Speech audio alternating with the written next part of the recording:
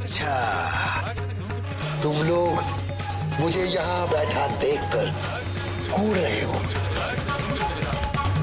मुझे तुम लोगों का ये भाव तनिक भी बा नहीं रहा है।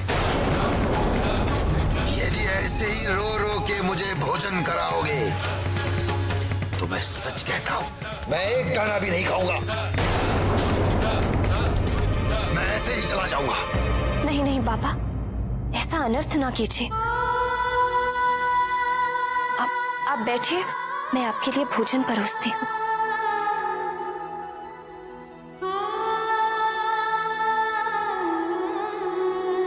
रुको। अब क्या हुआ बाबा? मुझे हाथ धोने की शिक्षा दे रही थी और स्वयं बिना हाथ धोए ही मेरा भोजन परोस रही हो।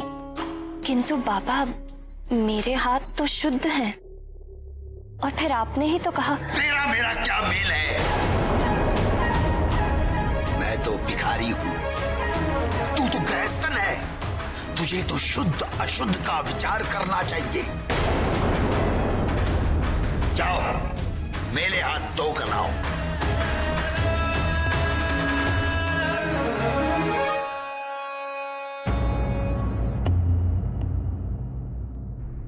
पंखा क्या देखने के लिए रखा है? बाजू में बल नहीं है। पंखा चलाओ।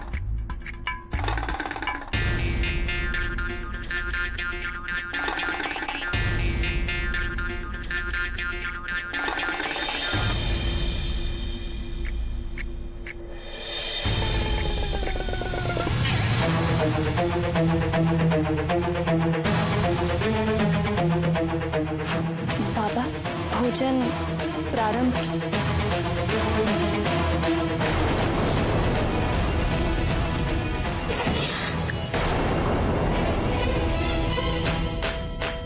पूरी कैसे पकाई है?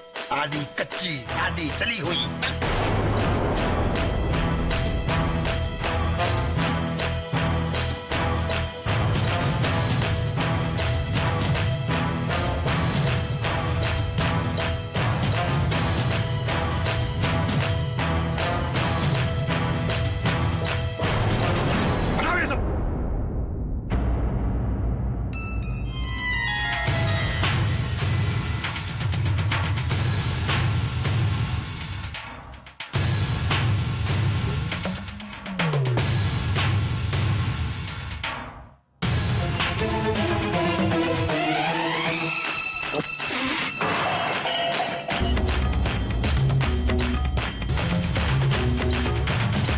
बड़ी आशा से तुम्हारे द्वार पे आया था कि बरसों पश्चात एक अच्छा भोजन करने को मिलेगा। तुम दोनों ने गुड़ गोबर कर दिया।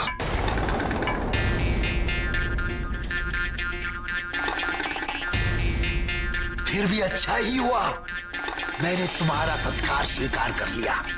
भूखे का पेट भरकर कुछ तो पुण्य मिलेगा तुम्हें, नहीं तो उस अवगढ़ अहोरी जटाजुटी शंकर की सेवा करने से तुम्हें कुछ नहीं मिलने वाला था। भस्म लपेटकर, गले में नागमाला डालकर, भयंकर रूप धारण करके शमशान में बैठने से कोई भगवान नहीं होता।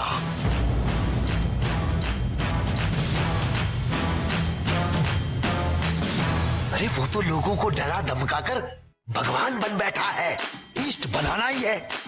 इससे पूछो, मैं तुम्हें बताता हूं कौन सा भगवान तुम्हारा भला कर सकते हैं। बस कीजिए बाबा।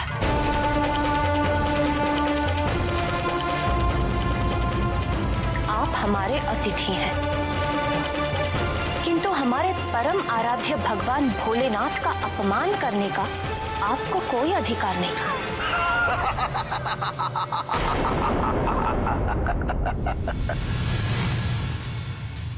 इसमें अपमान क्या है बालिके?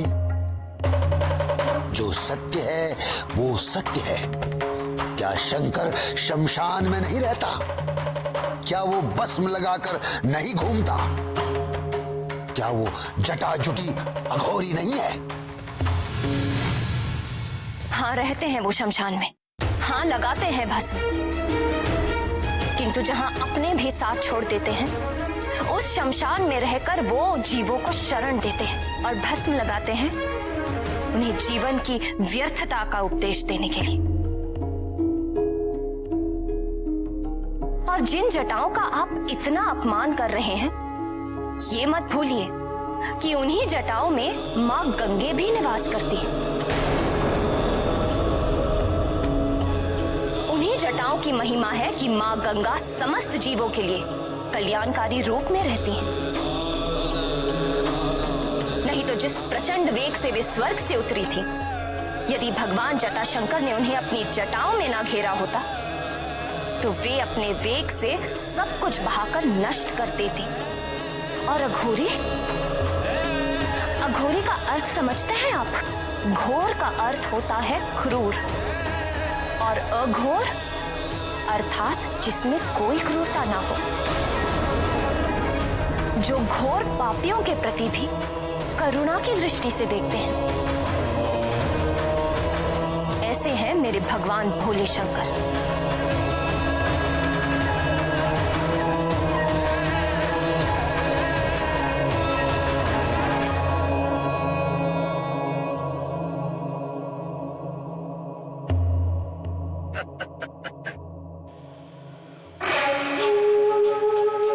तेरी तो मति मारी गई है।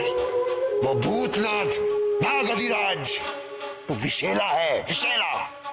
अभी तो नागों का साथी है। आपको विशैले समझ आते हैं?